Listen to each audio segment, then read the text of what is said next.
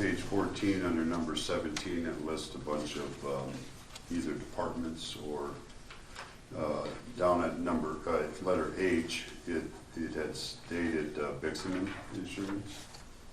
So that's been updated to Perspective Insurance. On to page 16. There was a number 8 on this Exhibit C, which stated Wednesdays was adult only play on the course. So after discussion of, is that truly needed, that was probably put in maybe when it was still a 18-9 hole golf course. Now with 27, is there still a way to accommodate whoever wants to play, whether they're adults or children, and still accommodate league play? So it was felt it could, so that that little term was taken out. That's all I could remember, unless Clark and Steve, you can remember anything else that was. The only comment that I had was, I don't know when it's proper or whatever, but I do understand that there is some youth use of golf carts that needs some policing. We, I think as a committee, agreed that Brian has the sole authority to determine when there's violations. And newsflash for a lot of parents who think their kids are perfect, you might find out they're not. And the city's gonna fully stand behind Brian if we've got it, because it's a safety issue. It's a safety issue when you have kids being kids on a motor vehicle. So we've kind of said to Brian, take charge. I don't give a crap who gives you crap back. If it's their kid, it's their kid. That's all there is to it. But I think we need to get a handle on it, so. I think that'll cover part of the matter, at least in terms of what's within Brian's turf. Mm-hmm. But the challenge might more likely be In the neighborhood. in the neighborhoods where they're very useful kids riding those golf Right. carts. On city streets.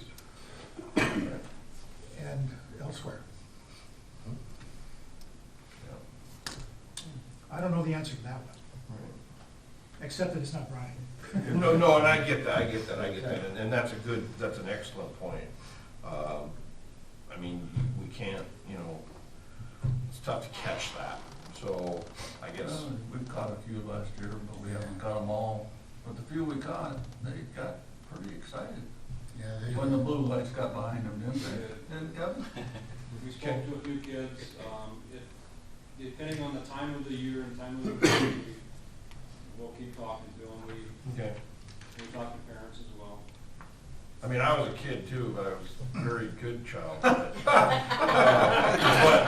the whole thing is, I don't want to see a kid. I don't want. There's my last name, you see. But I don't want to see a kid get his head broken open, and crap happens. You hit a curb, so maybe it's kind of a warning that we're going to start watching a little bit tighter on all aspects. We're going to curtail it as best What was we the can. family name before it was changed to Good Child? We'll talk about that later. I would make a motion to approve and, real quick. Jason, the only question I had on that, and Mike, and we're in that meeting, in the legal meeting, something about insurance. Yeah, It's been It placed. did get put in? Okay, good, that's all I need. Now I would make a motion to approve a new 3-year golf course management contract with JBDS LLC. Is there a second? Yeah, second that motion. Motion to approve the new 3-year golf course management contract with JBDS LLC. All those in favor say aye. Aye. Opposed? Motion carried. Thank you. You can probably never gonna put on all you want, just came out of it for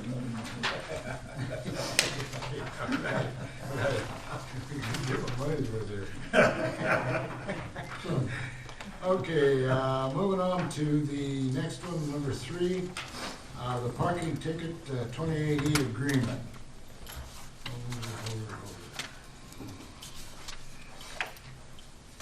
Here we go.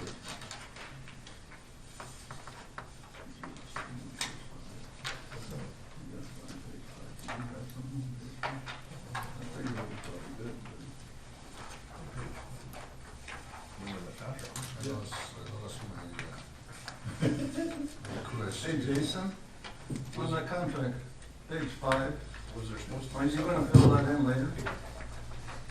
That's just a blank page 5. That's all. Yeah, I just want to fill it in later. Okay. Okay, Make sure. moving on to the parking ticket 2080 agreement. The police chief, Kevin Vanderbilt, is proposing a more efficient way of collecting delinquent parking tickets. The current collection company the city uses has a low success rate.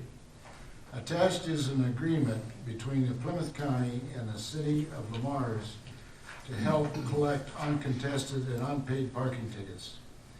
After the city has exhausted all other resources to collect parking fines, a certified list of delinquent tickets will be given to the Plymouth County Treasurer's Office, who will collect the delinquent tickets prior to renewal or issuance of motor vehicle registrations.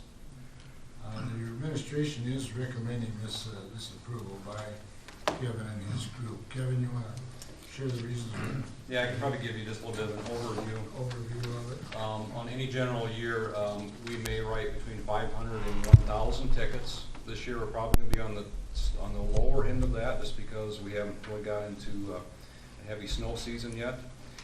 So out of that 500 to 1,000 tickets, I would say 10% go unpaid. So what we do with those unpaid tickets is we wait 30 days, and then we send out a warning letter stating, please contest the citation or come in and pay it.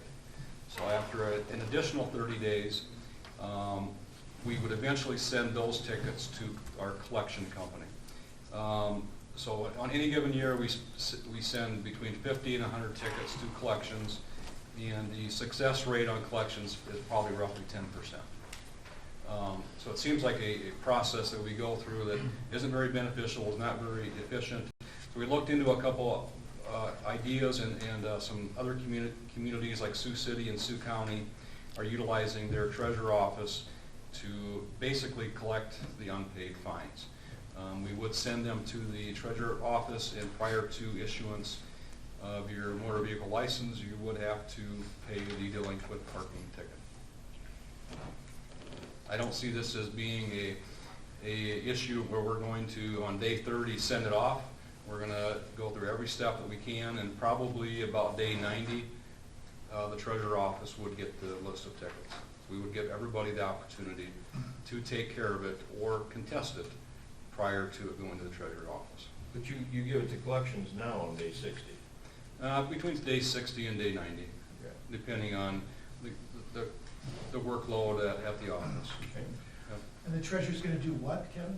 So they would actually collect the uncollected parking fine, and then reimburse the city for that expense. They do have a fee on top of that. Jason, is it $5, I think. $5? Yeah. $5. when you go pay your registration for When you go your get your new registration, they say, hey, Mike, you've got 2 outstanding, and you're gonna pay that fine. And they can refuse to register your vehicle Yeah. until the ticket's paid. So this will take your 10% and get it to, If you want your vehicles registered, 100%. Well, Well, for those who Beyond- live out of beyond the the county, in the county, yeah, I mean, if they're Nebraska cars or Well, that is a good question. 90% of all tickets written in the city of Lamar's are Plymouth County residents. okay. I'd like to evaluate this after a year or two and see if we have a influx of Woodbury County or Sioux County plates or registrations that aren't being paid, then we could actually go into an agreement with those 2 counties as well. so the goal will be to get from 10 to close to 90. That would be the goal. Okay. Okay, all right. What kind of money might that turn out to be? Well, it's not a huge dollar amount, to be honest with you, and we're not doing this for revenue for the city. It's just a matter of 90% of the folks are taking care of it, and 10% aren't, and I think those 10% need to be held accountable. Good, good. Agreed. Reject with Woodbury County or Sioux County as far as results, is that program? Yeah, it works really well for those communities. For those communities? Yeah, that's fine. Yes. Okay. Entertain a motion. Motion to adopt resolution 2164, I believe. Yep. 2164, approving a 28E agreement with Woodbury County for the collection of delinquent parking tickets. Is there a second? Second. Motion made and second to adopt resolution number 21-64, approving the 28E agreement with the Plymouth County for the collection of delinquent parking tickets. Could we have a roll call on Alan Jan? Knapp, Yes. Donlin, Yes. Rick, Yes. Goodchild, Yes. Shippers. Yes. Thank you. Motion carried. Thanks, Kevin. And one thing on that, before we move too far past that whole parking thing comes from odd even parking. And I probably, out of one issue, odd even parking used to be the biggest one I'd get complaints on. And I always tell people, we have 1.5 city employees whose full-time job is to clean our gutters and keep leaves out of the gutter. Snow removal's a benefit, but if our storm sewers can't work, you're gonna have water problems if you can't clear your streets from snow. So like Kevin said, this isn't about revenue, this is about efficiency. And I fully support odd even parking, and I've taken some heat for it, but the bottom line is, we waste an equipment and manpower if we don't have this, because they can't do their jobs. So I think we have a very, very good program going on odd even parking. Just wanted to add that. Okay. Thank you, Clerk. Okay, moving on to action item number 4. Each year, the city must submit an updated list of future airport improvements to the FAA. Attached is the 5-year list consisting of fiscal year 23 through fiscal year 28, as prepared by Bolton and Mink. The Airport Advisory Committee reviewed the list November 17th on 2021, and the airport must be submitted by December 21st of 2021. The recommendation is that the administration and the Airport Advisory Committee are recommending council approval for this project. Entertain a motion. Motion to approve submittal of Federal Airport Improvement Program for FY 23 through 28. Second. Motion made and second to approve the submittal of the Federal Airport Improvement Program for fiscal year 2023 through fiscal year 28. I have a question. Anybody have a question on this? I got one. Okay. How many times in 28 years have we reconstructed an airport apron? It's been on the list for a long time. I mean, That's what I was wondering. Hasn't it been on the list forever and ever? Have we ever got it done? no, because inevitably, something always jumps up in front of it. Okay, well, I just wanted to make sure that it's not. We'll keep putting it on there till it When I gets looked at it, done. I'm going, I think we've done that half a dozen of That them. ain't the habit. It always comes up. We have an airport meeting every month, and it always is on there every month. Because we got the extensions on both sides, but the apron has never been Yeah. updated, right? We True. always- Okay. I was thinking I was just. Yeah, so now the latest is the reconstruction of the entire runway. Right, but the Has apron's jumped in still- front of the aprons.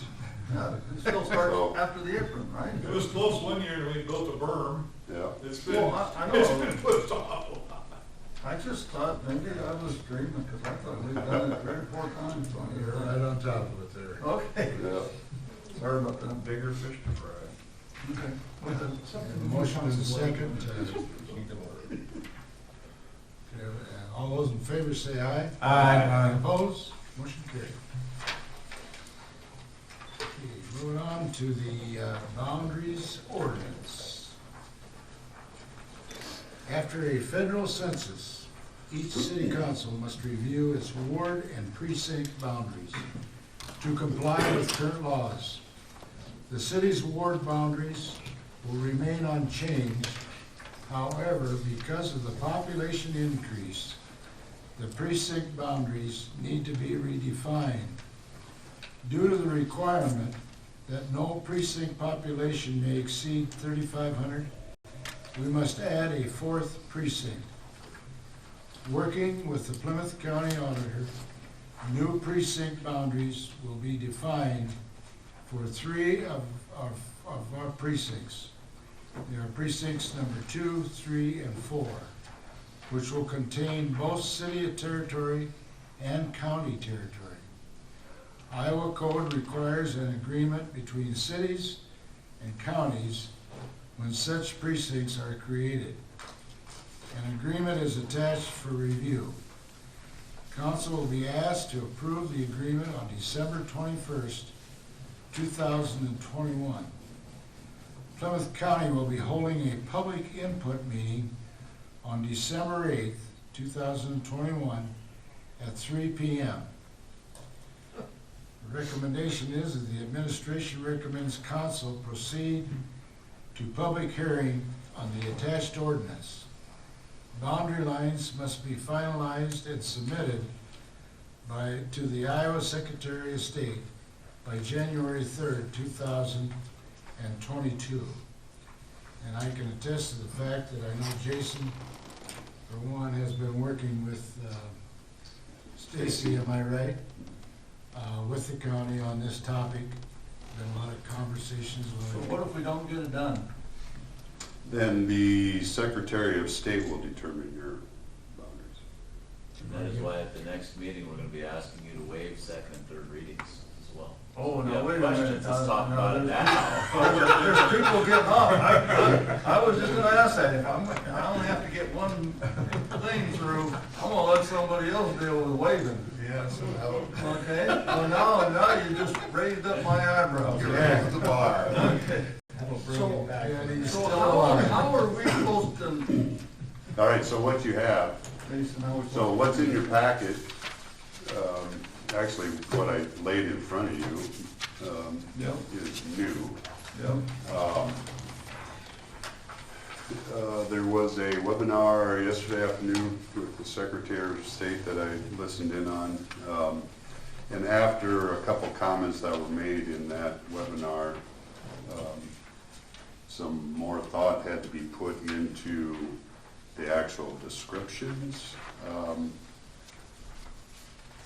So what you'll notice from what was handed out to you separately and what was in your packet, precinct definitions of 2 and 3 have changed.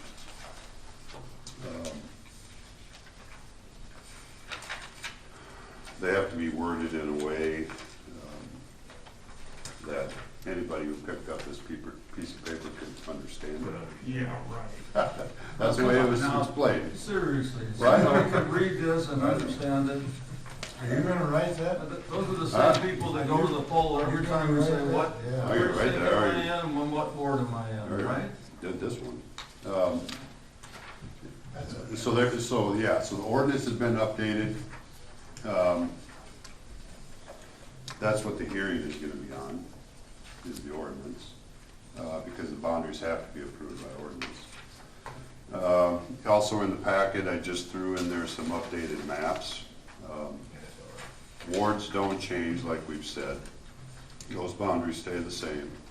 What is changed is precincts. Our wards and precincts have always lined up in the past. This because of our census, our population increase, it pushed us to creating a fourth precinct. Nothing has changed. Precinct 1 shrunk. And carved out of that is a new precinct 4. what is on this map is strictly what lies within the city corporate limits. Precinct 4 extends further out into It's basically the golf course. 3 separate, I was gonna say, half the people in the room are in precinct 4, so where are we gonna vote at? you're gonna vote at the courthouse annex, or the county annex. Oh, I thought you guys had to go to Owens. Frankly, by the time they get around to it, you might not let us in the courthouse. I got a question, do we have to sell our house and move? Well, if you want to be in a different precinct, then. I heard precinct 4 has better Christmas parties, though. So we're Everybody should. we're not changing the wards. Our ordinance describes the wards Yep. and the precincts? Yep. Yeah, so that's the why the difference. heck are we dealing with precincts if it's not us? If it's not for our elections and so forth? Well, Precincts aren't for us. yeah, if you look at, I didn't put a copy of our old, well, that was the whole thing, is we need precincts and we need wards. But our precincts and our wards have always lined up, so Understand? the way it was first ward, and then if you looked at the old ordinance, first ward, and then parentheses, it said precinct 11, and then so forth, precinct 12 and precinct 13.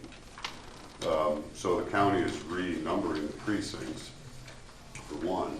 I mean, so that's why we only had a 3.01 section before, because it was wards and precincts established.